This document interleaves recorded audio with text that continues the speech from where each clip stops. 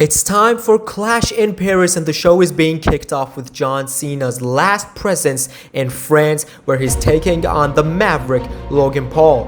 He's been called the outsider ever since he started professional wrestling, and now this time he's battling one of the greatest this industry has ever seen, and that is John Cena. These two men start by grappling, but Cena is aware of Logan Paul after he sent him off the ropes and manages to take him down. The French crowd is completely behind the 17-time world champion. Where John Cena is having fun with the crowd is enough for Logan Paul to take the advantage and send Cena off the ropes again, but after a couple of leapfrogs, John Cena is the one who ducks underneath and delivers a shoulder block, but after he goes for the second one for his famous comeback move, Logan Paul manages to roll out of the ring. However, Cena taunts him in a show of sportsmanship, waits for him to return to the ring, but there's no sign of sportsmanship in Logan Paul because after he drives Cena into the corner, he has to let him go, but he pretends to and nails Cena with a cheap shot, and this is the chance Paul needed to gain momentum in this matchup because he's now in control and is showing off his athleticism by delivering his most beautiful moves. And the crowd hates it, but if you hate it or not, Logan Paul is one of the best athletes in WWE today because he almost flies all over the ring for a springboard moonsault, but of course it can't keep Cena down for a 3 count. Paul continues showing off his wrestling abilities, his high-flying abilities, as he delivers a massive slingshot lariat which turns Cena inside out, but when he goes for the rolling thunder frog splash, Cena catches him for the attitude adjustment. Paul though manages to come down off his shoulders and attempts a clothesline, but Cena ducks underneath again and delivers a shoulder block. This time he manages to deliver the second one and take Logan Paul down with the spin-out suplex. Now the Maverick is in position for Cena to deliver the 5-knuckle shuffle, and after a "you can't see me" taunt, he lands the fist right on the skull of the Maverick. Then Cena calls for Logan Paul. He wants the attitude adjustment and he lifts the Maverick up, but he manages to counter and he comes down and goes on the apron, and that is a place he can recover and regain momentum because he delivers a right hand and uses the ropes for an assisted neckbreaker, which puts Cena in position for a beautiful springboard frog splash, and Logan Paul hooks Cena's leg.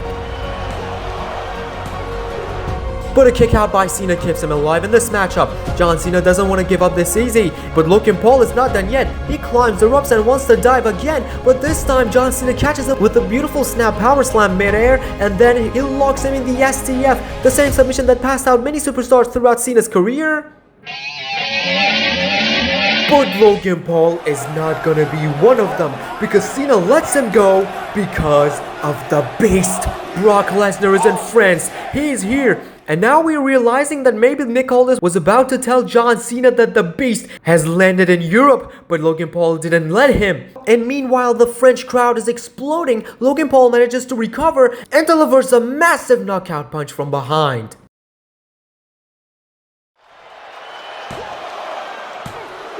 But a kick out at 2 by Cena is not handing Logan Paul the win. Paul though wants to take full advantage of this distraction and wants a frog splash from the top, but Cena moves out of the harm's way and from behind he picks him up for the attitude adjustment, but Logan Paul comes down again and counters the AA one more time. But as they lock up again, Logan Paul shoves John Cena into the referee and the referee is taken down. And this was the chance Logan Paul wanted because he's calling for John Cena and he wants to use the brass knuckles. Cena though manages to dodge and avoid the shot, and instead he finally manages to deliver the attitude adjustment and hooks Logan Paul's leg, but there's no referee to count the pin. It's obviously more than a 3 count, but Cena won't be hooking his leg anymore because Brock Lesnar drags him out of the ring and delivers a thunderous F5 at ringside.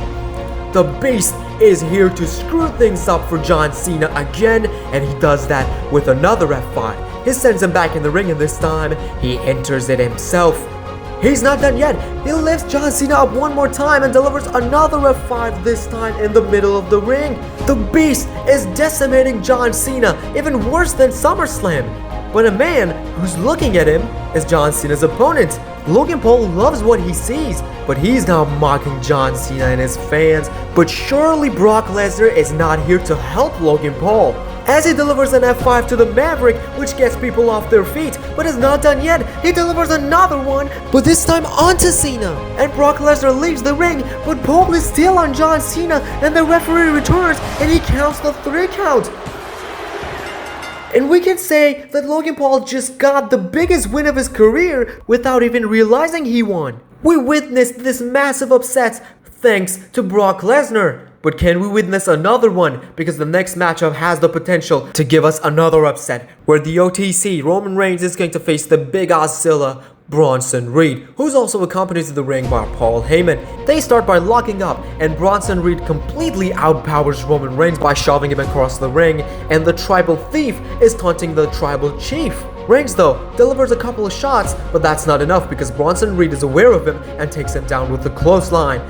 The match continues, and Roman Reigns manages to get the upper hand at some point by delivering clotheslines as he follows it up with his signature drive-by dropkick. He returns to the ring, and he has now Bronson Reed in position for a massive Superman punch right under the jaw.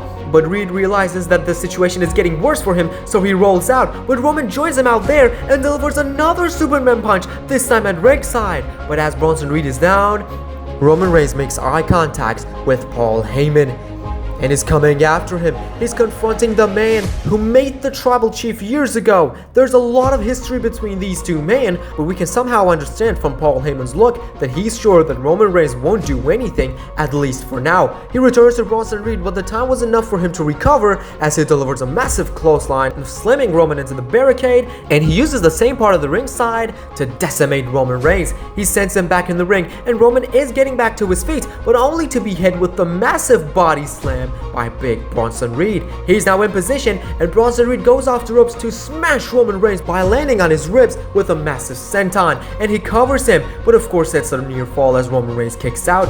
But Bronson Reed continues trash talking as he tells Roman Reigns that Reigns should acknowledge Bronson Reed, and then he sends him into the corner. He wants a splash, but Roman manages to move, and he goes face first into the turnbuckles, and Roman shows off his power by lifting Reed up for a massive Samoan drop in the middle of the ring. He calls for him, he wants the spear, but Paul Heyman arrives on the apron and starts distracting the referee. He wants to help Bronson Reed recover again, and when Roman Reigns sees this, he goes after him, but Paul Heyman manages to calm down at the very last second, but Roman Reigns is distracted to Paul Heyman again, and when he returns to Bronson Reed, he catches him with a massive Death Valley driver to the Tribal Chief. He hooks his leg, but it's again another near fall. The fight gets outside again as Bronson Reed is getting the upper hand against Roman Reigns. He walks with Roman up on his shoulders all over the arena to send him headfirst to the ring post. And then he sends him back in the ring and mocks him before the tsunami attempt, and that is the time Roman needed to recover to join him up there for a thunderous avalanche Samoan drop from the top. And Roman now covers Bronson Reed. But Reed kicks out. He is still alive, and Roman cannot believe that. So he wants to finish him off once and for all with the spear. But Paul Heyman causes some shenanigans again. This time he tries to grab Roman Reigns' foot, and this time Roman finally decides to do something. He goes out and is shouting at Heyman, but Bronson Reed arrives from behind and saves the Oracle. He tosses Roman back in the ring and picks him up for a beautiful set-out axe driver. Roman is done, but Bronson is not. He climbs the ropes. He wants to end Roman Reigns with the tsunami, but Roman moves at the very last millisecond and gains speed by going off the ropes as he delivers a massive spear to Bronson Reed. But he's not done yet. Reed is down and is in position for Roman for the second spear, and the OTC successfully hits him with the second spear, and with two back-to-back spears, Roman Reigns manages to gain this victory over Bronson Reed. Roman Reigns is of course looking forward to his rivalry with The Vision, but for now, he just beat one of them. But the next match of the night is for the Women's Intercontinental Championship, where Becky Lynch is going to defend her title against WWE Hall of Famer Nikki Bella. And both women start the match almost equally. They counter each other's attacks and deliver fists and punches one after another. Bella wants to prove that she still got it, but Becky doesn't want to lose her title, and that's why she resists against Nikki's maneuvers. And as always, Big Time Bex has big time plans for her opponents, and that includes Nikki Bella. Because at some point, Becky lands the massive leg drop off the top rope, but Nikki wants to prove that she still got it, and that's why she resists as well. But as they continue the match, Becky Lynch starts working on Nikki Bella's arm, especially the left arm, because after different maneuvers, she uses the ropes to damage Nikki's arm. And after she found out that Nikki's arm is hurt, she continues focusing on that part of Nikki's body. But even though Nikki is fighting with an injured arm, she manages to deliver a massive flatliner and goes for the cover, but Becky manages to kick out of that as well. But eventually, Becky Lynch locks in to disarm her on the same injured arm, and that leaves Nikki with no choice but to tap out. Another big victory for Becky Lynch in his Women's Intercontinental Championship reign, as the man is still your Women's Intercontinental Champion. But the winner of the next match can possibly receive a Men's Intercontinental Championship shot, and that is a good old-fashioned Donnybrook match between Rusev and the Celtic Warrior himself, Sheamus. And these two men start the match with nothing but fists, massive punches right to the skull of each other, where Sheamus gets the upper hand and starts to beat down in this banger with Irish Curse backbreakers. But when he goes for the third one, Rusev manages to take him down with a massive STO. Then he goes off the ropes and takes him down with a massive spear and heel kick, and then weapons come into play. Rusev smashes a kendo stick right across Sheamus' back, and Sheamus delivers a massive chair shot right to the head of Rusev, which makes him dizzy and leaves him with no choice but to go on the apron to recover. But you should know that in a match with Sheamus, you should not go on the apron, because he will beat the hell out of you with the 10 beats off the bottom. The match continues as Rusev and Sheamus decimate one another. Rusev goes headfirst into a steel chair which was locked up between the turnbuckles, and Sheamus brings tables into the game. But as he's busy redecorating, Rusev arrives with a massive kick right under his jaw and puts Sheamus in position right on the table that he brought for a massive splash through it. But Sheamus manages to move and delivers a right hand to Rusev, and instead he lifts him up on the second rope for an avalanche whiteners through the table, and he goes for the cover. But it's a kick out by Rusev at 2. It's unbelievable, but it's happening. Sheamus though doesn't want to waste any more time as he calls for Rusev. He wants the bro kick, but as he runs, a steel chair is thrown at him, and that knocks him out, so Rusev could lock him in the Accolade as the Celtic Warrior has nowhere to go. He's screaming in pain, and he may tap out to Rusev to lose this Donnybrook match, but he somehow manages to find a way to slip out of the submission and gain speed by going off the ropes for a massive bro kick right under Rusev's jaw, and goes for the cover. Kick out by Rusev at 2.9. No one can believe what Rusev is doing, neither can Sheamus, so that's why he grabs a sledgehammer this time, but he's met with a massive Mashka kick right under the jaw, and that gives Rusev the opening to use the sledgehammer that Sheamus brought in against himself. A shot to the midsection, followed by the Accolade one more time, and this time, Sheamus has no choice but to give up, and even though he's not tapping out, passing out is enough for the referee to call for the bell, as the Bulgarian Brute earns this big victory in Paris. But now it's time for the main event, the Fatal 4-Way World Heavyweight Championship match where the best in the world himself, CM Punk, who was screwed over at SummerSlam and wants his revenge against Seth Rollins, Jey Uso, who wants his own revenge and his World Heavyweight Championship rematch, and LA Knight, who was the very last man who beat Seth Rollins, are going to challenge the World Heavyweight Champion himself, the Visionary, the Revolutionary, the leader of the Vision, Seth freaking Rollins. And the match starts by CM Punk immediately coming after Seth Rollins with massive attacks, and he delivers punches after punches after punches. Seth though counters and delivers punches of his own, and their brawl continues outside of the ring, and Jey Uso and LA Knight are now standing in the middle of the ring and are exchanging blows against one another, and the crowd loves it. The Yale chants, the Yeet chants are shaking the arena, which Paul Heyman completely hates it. But it's continuing. LA Knight and Jey Uso, punches after punches, right hands after right hands, right hands after right hands, jabs after jabs, until the point that the brawl outside between CM Punk and Seth Rollins ends with Seth Rollins tossing Punk into the barricade, so he has the chance now to return to the ring. Jey Uso and LA Knight stop punching each other in the face, and now they want to do it against Seth Rollins, and Seth strikes first against Jey, but Jey counters, and he and LA Knight take him down with a double suplex to Seth freaking Rollins, and he rolls out of the ring. So that leaves Jey and LA Knight in the ring again, but this time CM Punk is returning to action. He drags LA Knight out of the ring and slams his head on the apron, and he climbs the apron. He counters Jey's attacks and takes him down with a beautiful springboard clothesline, which gets the people off their feet. He wants an early GTS to Jey Uso, but he comes down, and he's also met with LA Knight coming out of nowhere with a slingshot shoulder block. Jey though sends LA Knight off the ropes and wants a super kick, but LA Knight catches his leg and delivers a beautiful DDT to his main event Jey Uso. And he dives through the ropes to kick CM Punk in the chest, and he returns to the ring, coming after Jey Uso, who's trying to recover, but LA Knight of course is not letting him recover as he delivers a massive back suplex right on the hardest part of the ring. LA Knight has complete control of this matchup, and the crowd is completely behind him until we hear boos because Seth Rollins ruins it and rises from behind to take him down using the barricade.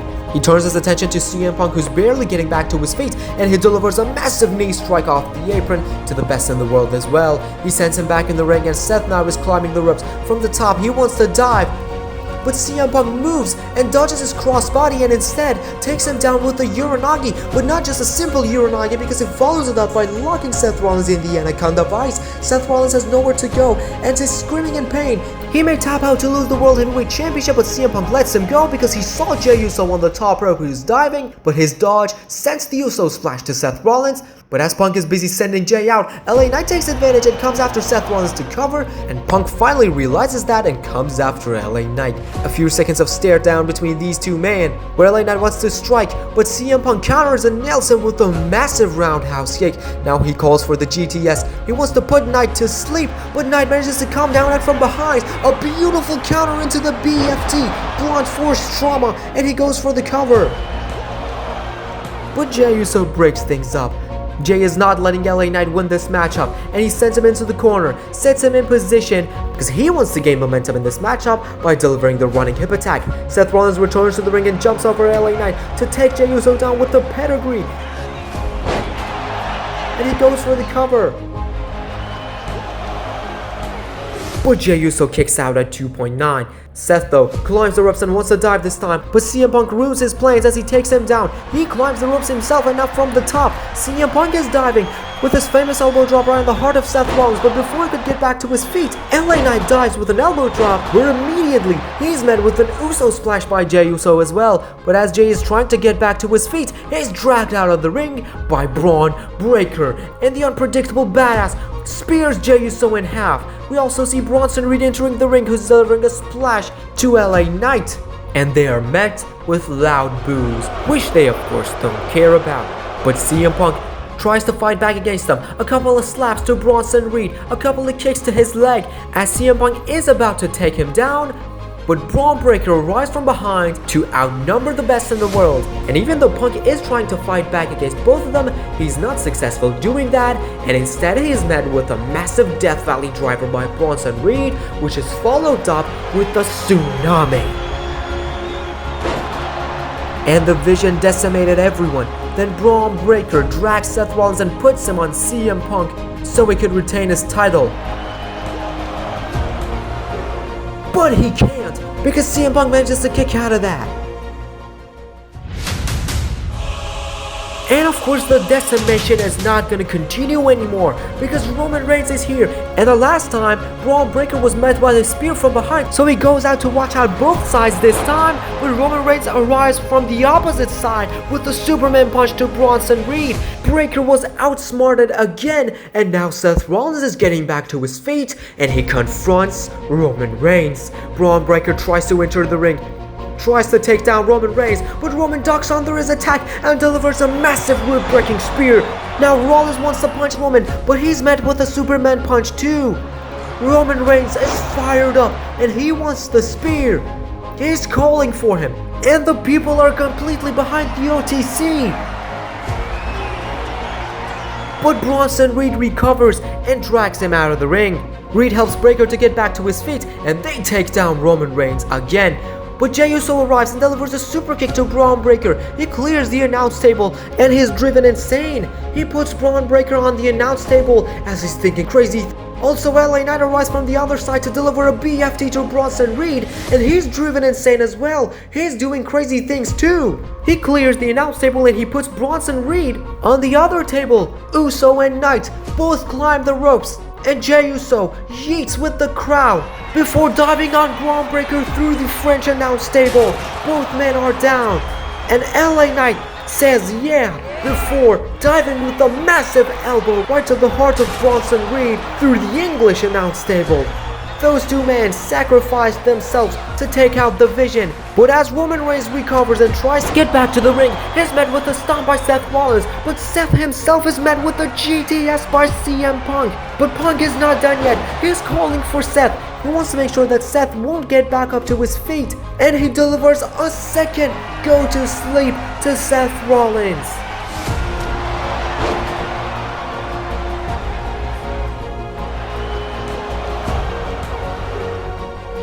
Someone dragged CM Punk out of the ring, and it's the newest member of the Vision, Tony D'Angelo. The man who was formerly known as the Don is now the fourth member of the Vision, and now we realize that the man who approached him at NXT must have been from the Vision. And D'Angelo aligns himself with Seth Rollins, his friend Braun Breaker, and Bronson Reed.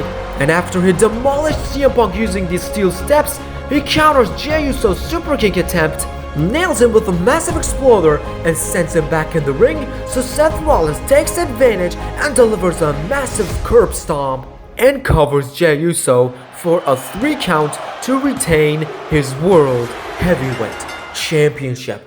The Vision is getting even stronger. The Vision is getting even bigger, and this time, another man who Seth Rollins and of course Paul Heyman believe that has a bright future is Tony D'Angelo. And Seth Rollins is still the World Heavyweight Champion, and he beat Jey Uso, LA Knight, and CM Punk at the same time, and he also stomped Roman Reigns, and that means this night can't be any better for the Architect himself, and still the World Heavyweight Champion.